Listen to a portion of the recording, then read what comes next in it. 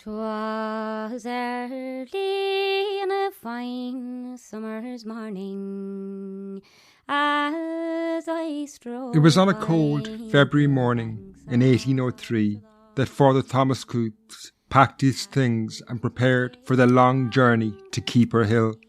News had reached his home in the town of Newport that Ellen Kennedy had given birth on an outlying farmstead, and the priest was required to perform the baptism. Before long he had left Newport and was travelling northwestwards towards the mountains to perform the ritual. In the depths of winter, the 10-kilometre journey from Newport to Keeper Hill was a test of faith of a kind for the priest. The recently constructed and well-surfaced turnpike road would take him halfway there, but then, a few kilometres outside of Newport, he would have to leave the turnpike and strike east into the hills. This began the difficult leg of the journey, along the mountain tracks that passed for roads.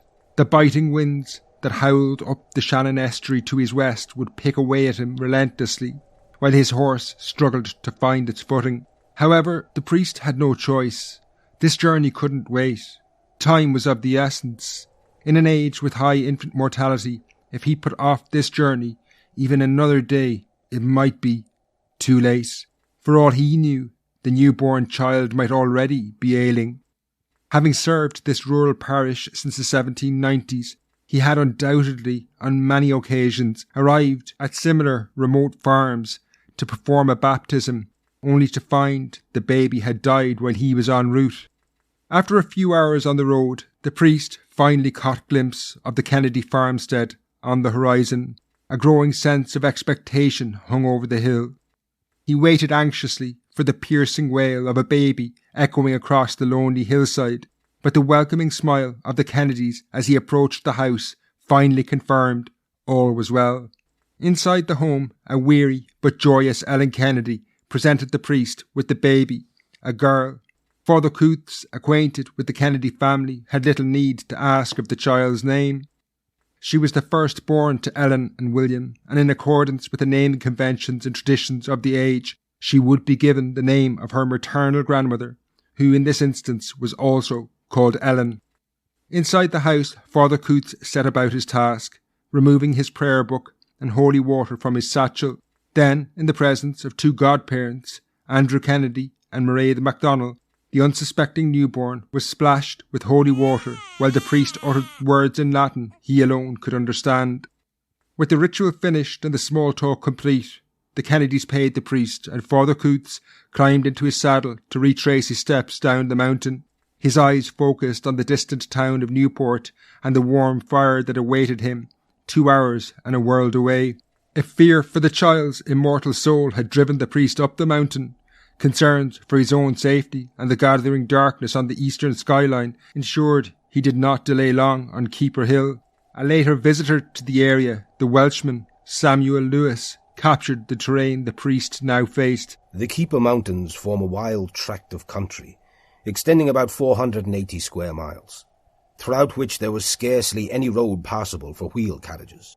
Navigating these trails and tracks would be treacherous after dark. When the priest reached the turnpike road at the foot of the hill, he could rest easy. The mountain tracks gave way to solid road, and even if darkness fell, he had little to fear. The solid surface underfoot alone was enough to guide him home. Safely back in Newport, the priest carefully entered the baby's name in the parish register, Ellen Kennedy, along with her parents and godparents. His task complete, he gave little thought to the young girl. If she survived, and so many didn't, he knew she would be the first of many, and there he was not wrong. The little baby did survive, and over the following years the intermittent appearance of the black-cowled silhouette of Father Coutts, slowly making his pilgrimage up the hill to the Kennedy farm, marked the steady growth of the family. When Ellen was just 15 months old, her sister, Honora, was baptised on May the 23rd, 1804. While the church records for the following 8 years were lost, he almost certainly visited at least twice before the records resumed in the summer of 1812. By then, Father Coutts had passed on the baton to a new priest, Father James Healy, and he quickly became acquainted with the Kennedys, travelling to baptise 3 more of Ellen's siblings by 1817. With each visit, Ellen had grown little by little, and by the time the priest baptised the youngest Kennedy, a daughter called Mary, Ellen was already 14. The priest probably paid little attention to the girl slowly emerging from behind her mother's skirts. The Kennedys were farmers, and there were hundreds like them dotted across the hills, where life seemed to change at an imperceptibly slow pace. Within a few years, the priest would come to the house to marry Ellen to a husband, yet another farmer. Then he would be baptising their children, beginning the cycle all over again. These families lived and died in these hills, the world paying little attention to them and their wild ways. In the early 19th century, there was no reason to believe anything would change.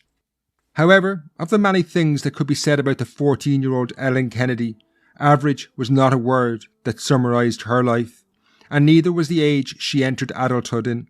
Life, as it had gone on for generations, was about to change dramatically and forever. Fond of recreation Hello and welcome to the Irish History Podcast. My name is Finn Dwyer, and this is Murder at Mother Mountain, Part 1. This episode is the first in a 10-part series that follows the intriguing and forgotten life of Ellen Kennedy and a sensational murder she was embroiled in. The name of the series may sound familiar to some of you. It is based on a single episode I made about 4 years ago. But ever since I released that episode, I always felt that this incredible story had more to it. And over the last 2 years, whenever I had spare time, I was drawn back to Ellen and her strange story. Around 12 months ago, I knew that original episode hadn't done justice to the story, so I thought it would be worth revisiting in a more expansive series. I also wanted to make something that was an immersive history of the early Victorian world in Ireland. Now, this series is going to take you way off the beaten track to a place and events that can be at times scarcely believable. Now, to better understand the world of the early 19th century, I also interviewed experts, historians, Dr. Blonagh Nolan, Dr. Niamh Howlin, Dr. Salvador Ryan, and Dr. Sarah Ann Buckley, as well as the genealogist Martin Costello. Each week, between the main episodes of Murder at Mother Mountain, I will be releasing what are deep dives. These are shows based on the interviews with these experts to look at various aspects of the history. This week's interview is with Dr. Salvador Ryan, who's an expert on religion and spirituality in the early 19th century in Ireland. Before I begin, there's a few people that deserve special mention who you will hear from during the series, so additional research is from Liam Costello. I'm also delighted to welcome back Therese Murray and Aidan Crowe, who you will hear throughout the series voicing contemporary accounts. The theme tune is The Banks of Ceylon, performed by Nell and ChróinínUilleann and Liam Costello on the pipes. While I will explain more later in the episode, this series was only possible because of the show supporters who deserve a special mention as well. But I will, as I say, return to that properly later in the episode.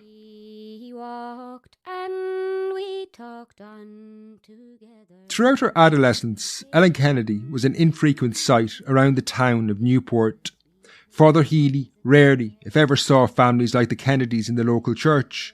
Mountain communities struggled to make the 20-kilometre round trip to Mass each week. For Ellen, in her younger days, the occasions that did bring her into Newport were probably events like the fair, held 4 times a year, in April, May, July, and then the largest of all in October, which drew people from far and wide.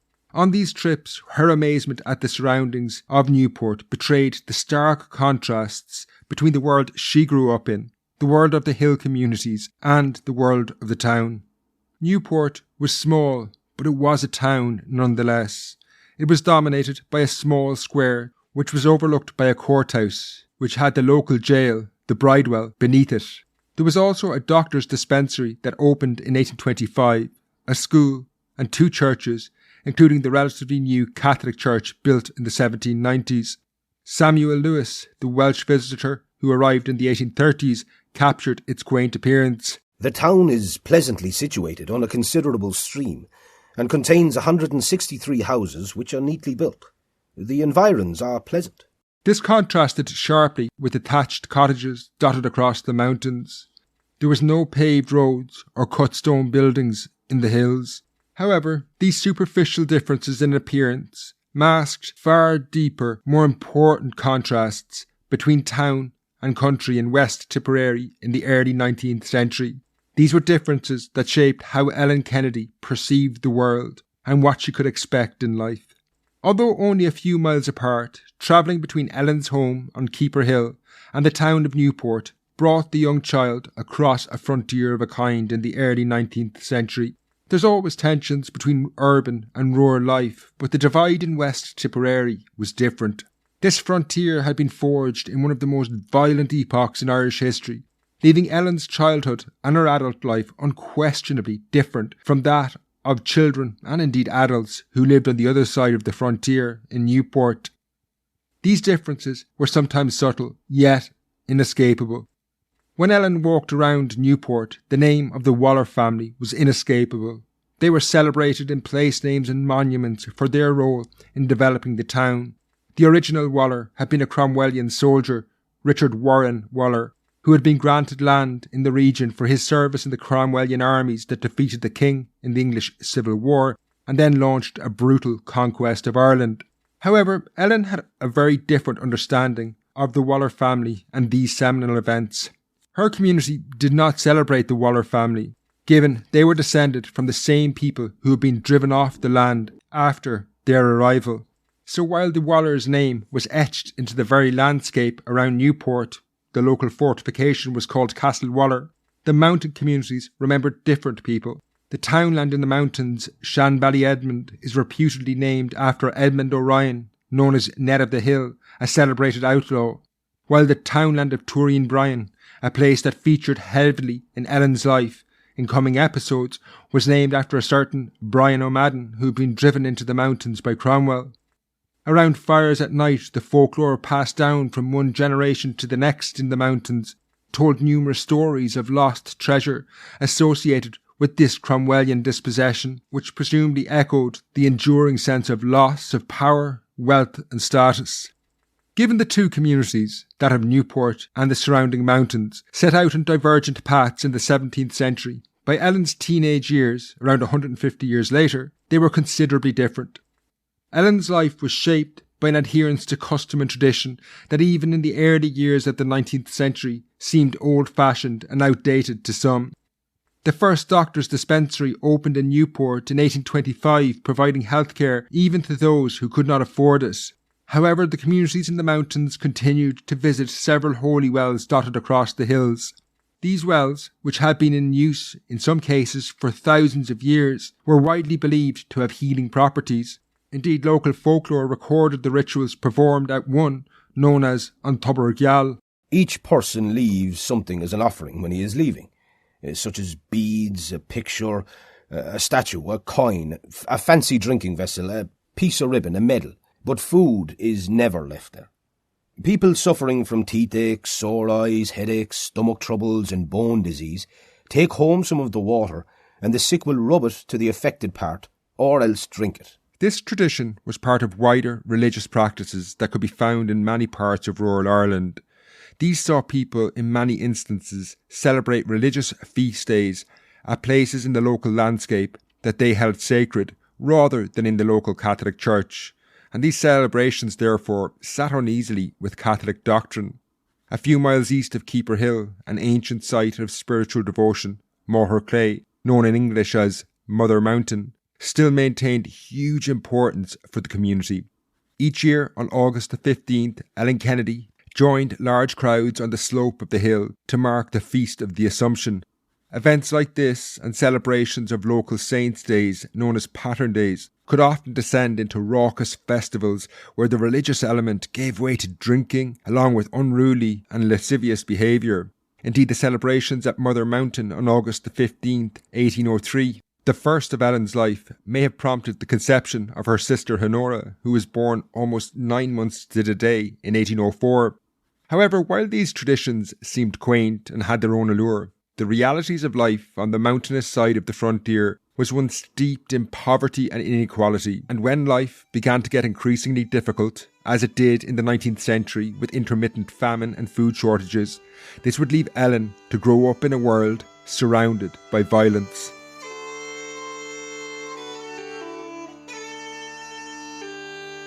In the 1830s, the Welsh visitor to the region, Samuel Lewis, had dismissed the mountains and their communities as an asylum of outlaws and robbers. While life could be violent, this statement was forged from ignorance. If Lewis wanted to understand the mountain community where Ellen's life began, the first port of call would have been the endemic poverty which could be traced back to the 17th century, when the radically different experiences of that age had set the two communities on different paths. While Newport had grown into a prosperous market town, the mountain communities in the Slieve Felim Mountains were neglected and had languished behind. A mine had opened at Lachamore to the south of Keeper Hill to exploit copper in the area, but the employment it offered to local men was intermittent at best. Most worked and were dependent on agriculture. While Ellen's father, William, had a substantial farm of 60 acres which could provide for the family, the land around Keeper Hill was generally poor. The lack of roads impeded the ability of farmers like William Kennedy to carry out improvements, so on the whole, the area remained underdeveloped and impoverished. Further to this, the Kennedys and all others in the mountains did not even own their own land, but instead rented it from a series of landlords. However, these men were rarely if ever seen in the mountains. Some lived outside the county, and even those resident in the region rarely visited their lands in the hills. These conditions were not helped by the desperately difficult 19th century. 1815, the year of Ellen's 12th summer, had seen life in Ireland turn down a dark path. Truth be told, it had been on this path since 1801, when the Act of Union resulted in Ireland being ruled directly from London. The disastrous economic impact some had predicted from this union did not initially materialise. Through Ellen's early years, Ireland had enjoyed an economic boom arising from war in Europe, which led to high prices for agricultural goods. However, around 1815, things started to go wrong. The wars that had raged for decades definitively ended when the Duke of Wellington defeated Napoleon at the Battle of Waterloo. Such was the way of Ellen's world that this momentous news spread slowly. 4 days would pass before it was published in the Freeman's Journal in Dublin. When it reached the slopes of Keeper Hill in remote West Tipperary is hard to say, but it could have been weeks, perhaps even months. What celebrations this great victory provoked quickly soured in rural Ireland. The end of the war saw armies demobilised and continental trade resume, leading to a collapse in agricultural prices, and the wider agricultural economy went into recession. Having been forced down a road of stronger links to Britain, the perils and pitfalls of the Union were realised to their full potential, while the benefits now quickly disappeared. Ruled directly from London, Ireland was unable to shape its own economic destiny in increasingly uncertain times. Indeed, after 1815, Ellen really only ever knew an Irish economy that lurched from one crisis to the next.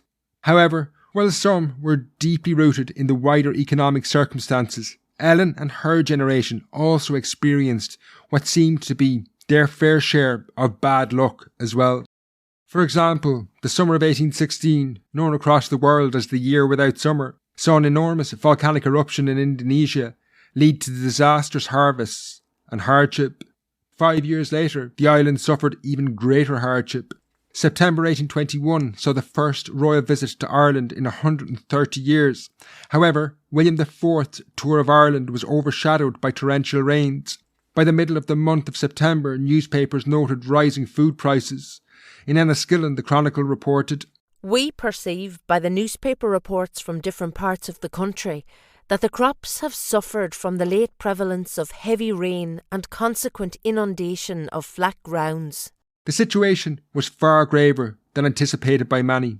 By November, the Freeman's Journal was telling its readers that the potato crop was so poor it was hardly worth saving. The resulting food shortages and soaring prices was deeply concerning. Starvation set in for the poor. A report from Kappa, not far from Keeper Hill, reported 2,000 people were starving and a quarter were stricken with disease. While Ellen Kennedy was protected from immediate distress given her father had a considerable farm, food shortages always led to rising tensions and violence. In December 1821, outside Feathered on the far side of County Tipperary, Edmund Shea got into a dispute with his neighbours over land. The rising tensions in wider society would see this dispute escalate into horrendous violence. In mid-December, in an act of retribution against Shay, his house was burned to the ground, killing 18 people, including his pregnant wife, 6 children under the age of 12, along with several servants and labourers. For Ellen, as she approached her late teenage years, violence surrounding land affected her life and the lives of other women in a very specific way. That was the fear of abduction.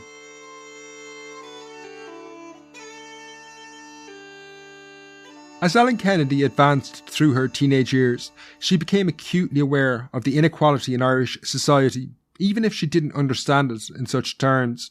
She would find herself caught in a pincer between poverty on the one hand and patriarchy on the other, where girls like her, whose fathers had land, were at risk of violent abduction, which was rooted, oddly enough, in the marriage traditions of the age. The common, normal and accepted custom of the time would see Ellen marry comparatively young, probably before she was 20. However, the choice of husband would not be hers to make. A potential match would demand a dowry from Ellen's father in the form of livestock, money, or perhaps even land. This gave her father the ultimate say over whom she married. He would not be able to pay the dowry demanded by a farmer with a much bigger farm than his own, while William Kennedy would not want his daughter marrying poorer farmers or labourers. This rigid class system, however, resulted in poorer men abducting women from wealthier families and forcibly marrying them in an effort to secure their wealth. While the authorities were clamping down on this practice in the early 19th century, it continued across the region. For example, in 1827, Thady Ryan, Darby Ryan and James Maloney abducted Mary Hayes, a girl in her late teens near Tipperary town, in an attempt to marry her. In such incidents, many women refused to prosecute their attackers. Given many abductions involved sexual assaults, the fear of public humiliation and shame left many women feeling they had no option. The prospect of being abducted haunted Ellen and was a stark awakening to the realities of the world she lived in. Even the security of her own family home was not necessarily a guarantee of her safety. Abductions were not random, casual crimes, but carefully orchestrated raids. In 1838, a neighbour, Winifred Hayes, was abducted from her home, as this police report indicated. On the night of the 16th of July, a party of men entered the house of Margaret Hayes of Ballyclare in the parish of Kilverlane and carried away her daughter Winifred. Were this to happen to Ellen, she could find herself pressurised to marry her abuser. One way to avoid this scenario was marriage. Emotion on perceiving that angelic fair. When Ellen Kennedy met Daniel Berkery is unclear. Berkery lived deeper in the mountains, at Tureen between Keeper Hill and Mother Mountain. A certain Jeremiah Kennedy farmed a large tract of land adjoining Daniel's, and while the relationship between this man and Ellen is unclear, it is possible he was her uncle. One of their children would be named Jeremiah. As was customary for the time, Daniel was considerably older than Ellen. His precise age was never recorded, but he may have been in his late 30s when they married.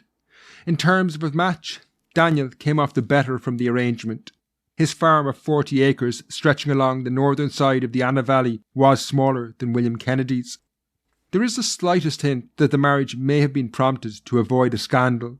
After their marriage in 1821, Daniel and Ellen did not appear in the parish records until 1824, with the baptism of their first child. However, decades later, a family letter would make reference to another child who would have been older still. While this letter will feature later in the series, it holds out the potential that Ellen may have fallen pregnant by Berkery prior to their marriage, although all attempts to locate this infant have proved fruitless. Whatever the case, Ellen married Daniel Berkery in a simple ceremony on February 14, 1821, a few days short of her 18th birthday. Like her baptism, the ceremony took place in her parents' house on Keeper Hill. Of the 2 witnesses present, only the name of a John Kennedy, perhaps an uncle, is legible. By the end of the marriage, Ellen Kennedy was now Ellen Berkery, and her life on Keeper Hill was at an end. After the ceremony, she and her new husband set out across the mountains for his house 3 miles away at Tureen. The married couple were slow to adjust to life together, and there are hints that the early years of the marriage were not without difficulty. It would be 3 years before the priest would travel from Newport to baptise their first child. While there are many explanations for this, if the delay in starting a family was due to a difficult early marriage, this would hardly have been surprising. Ellen and Daniel did not know each other, and he was considerably older than Ellen, so they may have had very little in common. There were also other factors outside the home that may have made the early years difficult. The first year of the marriage, after all, took place to the backdrop of food shortages and soaring violence in 1822. However, in 1823, Ellen did fall pregnant with what would be their first recorded child in the parish register. As I strolled by the banks of Sullane, and to gaze on Let's take a breather from Ellen's story now. If you've ever looked into your own family history, you'll know how frustrating early 19th century records can be.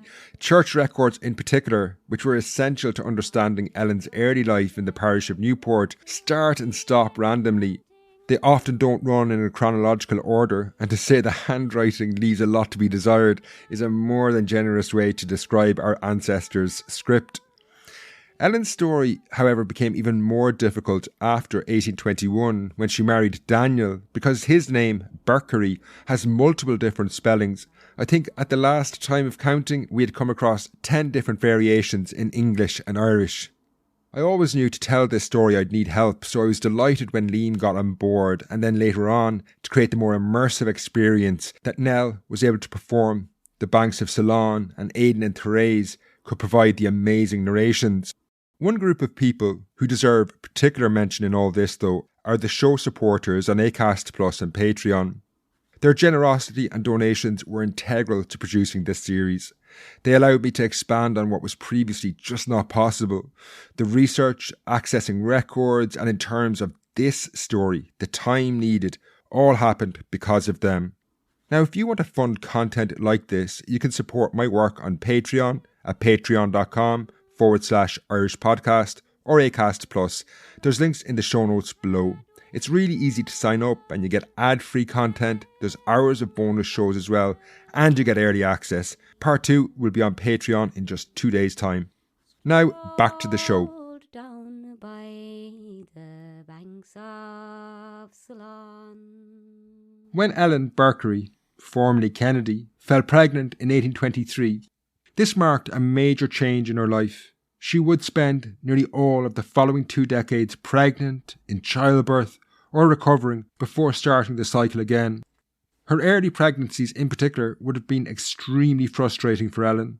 In accordance with perceived wisdom of the age, she would have had to lie in, basically a practice of spending several months in bed during her pregnancy, in fear that movement could result in problems.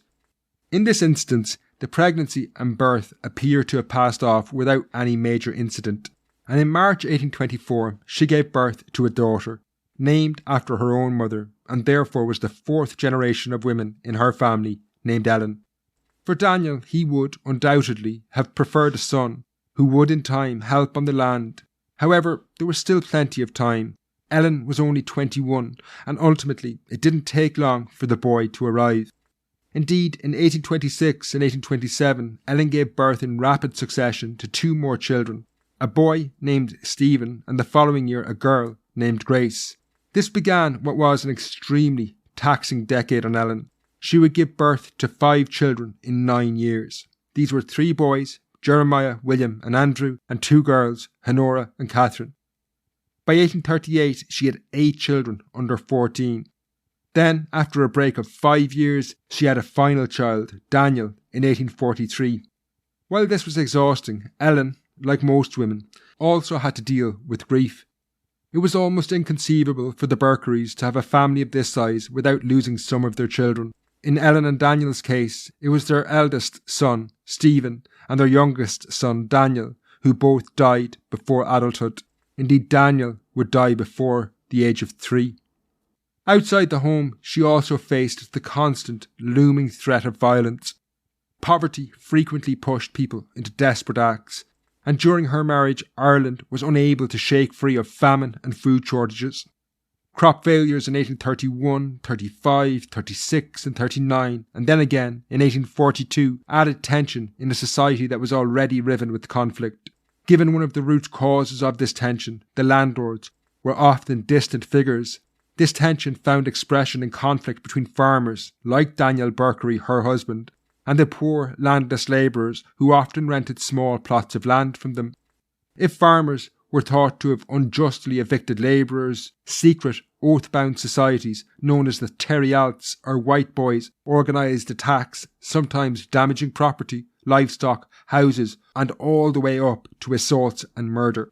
Ellen's home county of Tipperary in particular remained extremely volatile throughout the 1830s. The government began to collect data on crime during this decade, which painted an unsettling picture. In 1832, the police recorded 30 homicides across County Tipperary. This increased in the following years. In 1835, there were 41 murders in the county.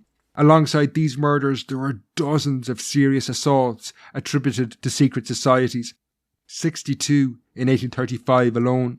The region around Tureenbryan and Newport, the barony of Onionara, was the most violent, according to Lieutenant Colonel William Miller, the Deputy Inspector General of the Irish Constabulary.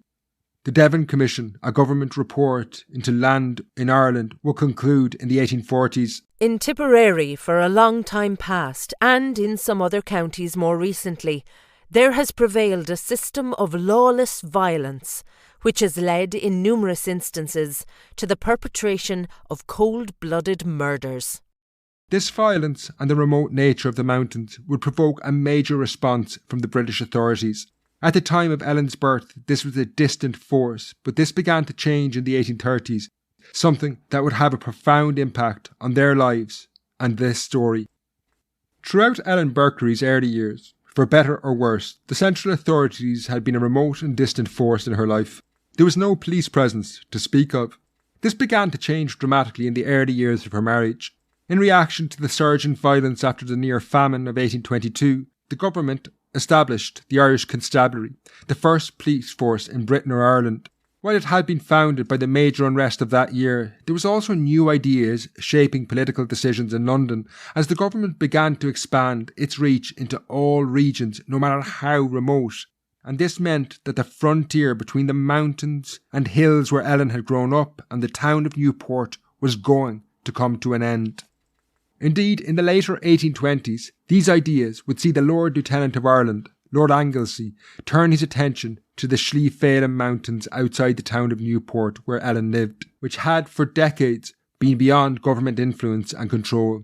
Anglesey considered the region, like most of his contemporaries, as backward and lawless, and in order to effect change, he knew the first step was to break the region's isolation. To this end, he commissioned 2 major roads through the heart of the mountains, which would have a huge impact on Ellen's life. One ran north-south, connecting NeueN to Tipperary, while the other, which would change Ellen's life, ran east-west, starting in the town of Thurles and finishing in the town of Newport. Work began in 1828 on what would become known as the Anglesey Roads. Construction was slow and at a cost of £27,000. However, when they were complete in the early 1830s, the road running east-west ran right by Ellen and Daniel Berkery's door. This road would bring huge changes. Richard Griffith, the engineer, explained his vision of how they would transform the mountains. A peaceful industry will supplant that system of lawless outrage which has hitherto been the disgraceful characteristic of the Keeper Mountains. Early travellers along the road were greeted with a degree of suspicion, but they were, in the main, benign. Indeed, much of that early traffic consisted of horses lazily plodding along the road, drawing carts of lime from local quarries. This was, in fact, a welcome sight. The lime was used to improve the soil, and better soil meant better grassland, improved crop yields, and at the end of the day, more money for farmers like Daniel and Ellen.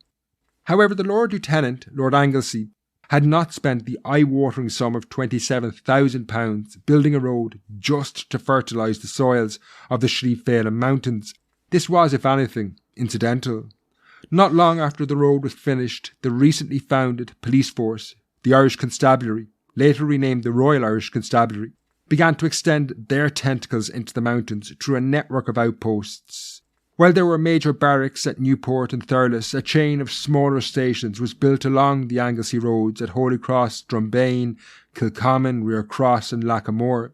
The once distant central government was now a lot closer. Indeed, for Daniel and Ellen, it was almost outside their door. The constabulary station at Lackamore was only 130 metres away, and constables like Michael Foy and George Simpson, who lived in the barracks, were near neighbours. However, while the arrival of the police made it more likely that culprits could be apprehended, the violence across the mountains and in Ellen's own community, which was fuelled by poverty, continued. The local secret societies, often called the White Boys or the Terry Alts, continued to attack farmers and in some instances landlords. Indeed, they would kill Henry Wheeler, the underagent of Ellen's landlord, Lord Stratbrook, in 1831. When his son succeeded him, he was also brutally killed as well. Farmers with more modest holdings were also targeted.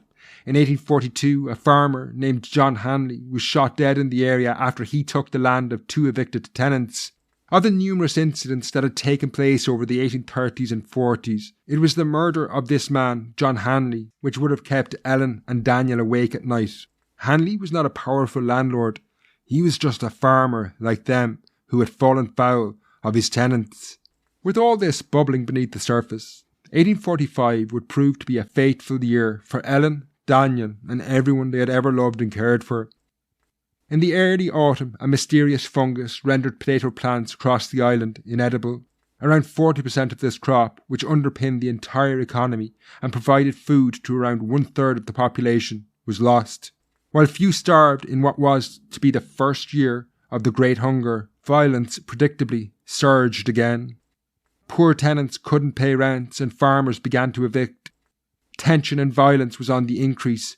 In this context, the appearance of the familiar sight of the local constable, George Morgan, approaching the Berkery household on Christmas Day was an ominous portent. When they opened the door to the policeman, the constable's demeanour confirmed this was not a friendly visit. He brought distressing news. A threatening letter had been posted in Newport with a specific threat to Daniel Berkery's life. The anonymous author warned Daniel he would get the contents of a blunderbuss if he did not evict a family of a labourer, Richard Rolls, who rented land from Daniel. This was somewhat unusual. In most instances, the local secret societies opposed evictions. What the tenant in question, Richard Rolls, had done is unclear, but given the recent history of the area, this was a threat that carried weight. When Constable Morgan bid the Berkery family farewell and returned to the police barracks a short distance away, Daniel and Ellen were left to mull over the dilemma they faced. While the anonymous writer demanded an eviction, this could possibly provoke Richard Rolls to take vengeance on them as well. Perhaps feeling more comfortable with the devil they knew, the Berkerys decided not to take action. However, the family now had to take precautions. Each night, as darkness fell across the mountains, an iron bar was used to secure the door from the inside. In the new year of 1846, violence and the threat of violence hung over Tuaireen Bryan. The growing crisis caused by the famine was leading to greater acts of violence. On January the 20th, Alfred Waller, one of the famous Wallers of Newport, was severely beaten near his home. Meanwhile, the Berkerys remained vulnerable in their house. Much like Edmund Shea, the farmer whose family had been burned alive back during the famine of 1821, the Berkery homestead was crowded at night. There were 4 adults, Daniel, Ellen, their daughter Ellen, who was 21, and a labourer, William Walsh. Then there was their 3 teenage children, Jeremiah, Honora and Grace, and the younger siblings, William, Catherine and Andrew. Given the house only consisted of 2 rooms and a loft, people slept everywhere. Ellen and Daniel shared a bedroom with some of their children, while the kitchen was full too. In the loft, the farm labourer, William Walsh, slept with the younger boys. If someone set the thatch alight, the loss of life would be horrendous. The tensions surrounding the Berkery household continued through the early months of 1846. The arrival of an extra farmhand, a teenage boy, Pat Hayes, only added to the growing, overcrowded situation in the house. The police constables stationed close by provided some safety, but attackers had, in other similar situations, avoided using guns so they would not alert the authorities. Week after slow week passed, until eventually the tension broke into the open. Sometime on the night of March 10th into the morning of March the 11th, there was a loud banging on the door of the police barracks at Lackamore, 130 metres from the Berkery's household. Outside, a bloodied man was calling the police. Constable Michael Foy went to the door, put his hand on the knob and slowly opened it. On the other side, a man told him to hurry. He claimed that Terrials were attacking the house of his employer. Constable Foy recognised the man immediately. It was William Walsh, the labourer who worked on Ellen and Daniel Berkery's farm. They were under attack.